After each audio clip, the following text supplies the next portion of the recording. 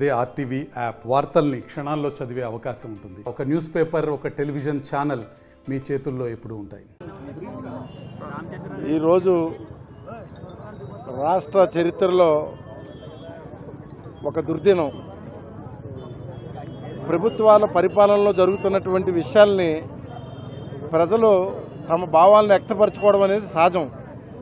అలాగే మరి గీతాంజలి అనే సోదరి ప్రభుత్వ పథకాలకి ఆమె స్పందిస్తూ ఆమె తన భావాలను వ్యక్తపరిచింది. దాంట్లో ఏమైనా తప్పు ఉంటే సహజంగా ఈవిడ తప్పుడు ప్రచారం చేస్తుందని చెప్పొచ్చు. కానీ అసభ్య పదజాలంతోనూ లేనిపోని అవాస్తవాలు చెప్పి ఆ యొక్క ప్రాణం బలి కావడానికి ప్రధానంగా సోషల్ మీడియా ద్వారా తెలుగుదేశం, జనసేన వాళ్ళు చేసినటువంటి సోషల్ మీడియా ట్రోల్ వలన చాలామంది ఏంటంటే కొంచెం సెన్సిటివ్గా ఉంటారు. జీవితంలో ఒక మాట పడరు. ఉన్నది చెప్పింది ఆవిడ. ఎప్పుడో నా జీవితంలో ఒక ఇళ్లపట్టా వస్తుందని ఎప్పుడూ అనుకోలేదు. ఆ ఇళ్లపట్టా ఇచ్చారు. ఇవాళ సీఎం గారు స్వయంగా చెప్తున్నాడు, ఇది మీకు ఒక 10 లక్షలు 15 లక్షల రూపాయలు ఆస్తి అక్కడ ఉన్న స్థలాలు బట్టి అని చెప్తుంటే వాళ్ళ గుండెల్లో ఒక ధైర్యం, ఓహో మేము ఇంతకాలం ప్రజా జీవితంలో మేము సంపాదించుకోలేనట్టు ఒక ఇల్లు వచ్చిందనేటువంటి ఆనందంతో ఆవిడ మన ముఖ్యమంత్రి గారి కార్యక్రమాలని ఆమె సోషల్ మీడియా ద్వారా చెప్పింది. దాని గురించి ట్రోల్ చేసి అకాల మరణానికి కారణమైనటువంటి గీతాంజలి అకాల మరణానికి కారణమైనటువంటి ఈ జనసేన తెలుగుదేశం మీద కేసు ఫైల్ చేసి వాళ్ళ మీద తక్షణమే చర్య తీసుకోవాలి. ఎంచేతనంటే అవాస్తవాలు చెప్పి కొందరు సెన్సిటివ్గా ఉండేలా ఒక ప్రాణం నిండి ప్రాణం బలైంది. మళ్ళీ మనం తిరిగి తీసుకురాలేం. ఇలాంటి తప్పుడు ప్రచారాలు కాకుండా ఏమంటే పత్రికాముఖంగా ఇవాళ ఉందో మీడియా ద్వారా ఖండించవచ్చు, తప్పులేదు.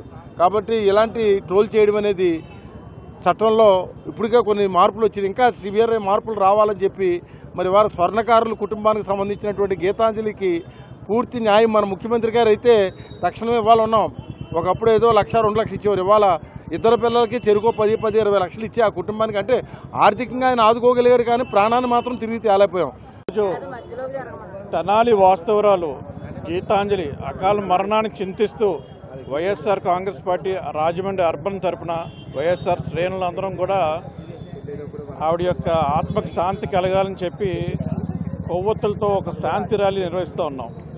ఏ విధంగా అయితే ప్రతిపక్షాలు, ఉమ్మడి ప్రతిపక్షాలైన తెలుగుదేశం, జనసేన సోషల్ మీడియా విభాగంలో ఆవిడ జగనన్న ప్రభుత్వంలో సంక్షేమం బాగా జరుగుతుంది, ఆయన హయాంలో నాకు అద్దెంటి నుండి సొంతింటికి వెళ్తున్నాను, ఇదిగో నా పట్టాన్ని చూపించి ఏదైతే సోషల్ మీడియాలో ఆవిడ యొక్క భావం వ్యక్తం చేయడం జరిగిందో దాన్ని ట్రోల్ చేస్తూ ఐటీడీపీ సోషల్ మీడియా తరఫున పెయిడ్ ఆర్టిస్టులందరూ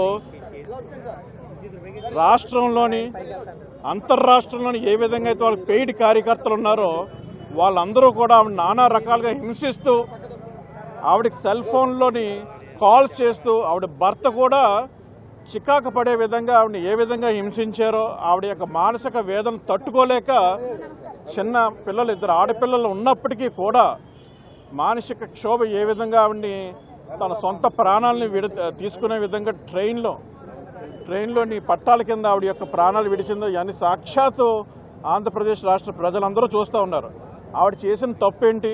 జగన్మోహన్ రెడ్డి గారి ప్రభుత్వంలో నాకు పట్టా వచ్చింది, నాకు సొంతింటి కళ నెరవేరింది అన్నది, నా పిల్లలిద్దరికీ అమ్మఒడి వస్తుంది, వాళ్ళ భవిష్యత్తు జగనన్న చూసుకుంటా అన్నాడు అన్నది, నేను డ్వాక్రా మహిళని, నాకు డ్వాక్రా రుణమాఫీ జరుగుతుంది అన్నది, నాకు చేయూత వస్తుంది అన్నది, నా పిల్లల స్కూల్లో మంచి పోషకాహారం లభిస్తుంది అన్నది, నా పిల్లల స్కూలు ఇంతకు ముందు కన్నప్పుడు బాగుంది, మా యొక్క స్థితిగతులు మారే ప్రభుత్వం ఉన్నది, మాకు ఓటు ఉన్నంతకాలం జగన్మోహన్ రెడ్డి గారు బలపరుస్తారు తప్ప ఓన్లీ ఎప్పుడు కూడా సంపన్నులు వెన్నుదన్ను కాసే తెలుగుదేశం ప్రభుత్వంలో ఏ విధంగా అయితే బీసీ మహిళల యొక్క 2 ప్రాణాన్ని బలి తీశారో ఆంధ్రప్రదేశ్ రాష్ట్ర ప్రజలందరూ కూడా చూశారు.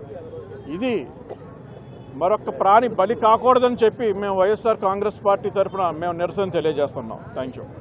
మరిన్ని వీడియోస్ కోసం ఛానల్ ని సబ్స్క్రైబ్ చేయండి, లేటెస్ట్ అప్డేట్స్ కోసం వాట్సాప్ ఛానల్ ని ఫాలో చేయండి అండ్ లింక్ డిస్క్రిప్షన్ లో ఉంది.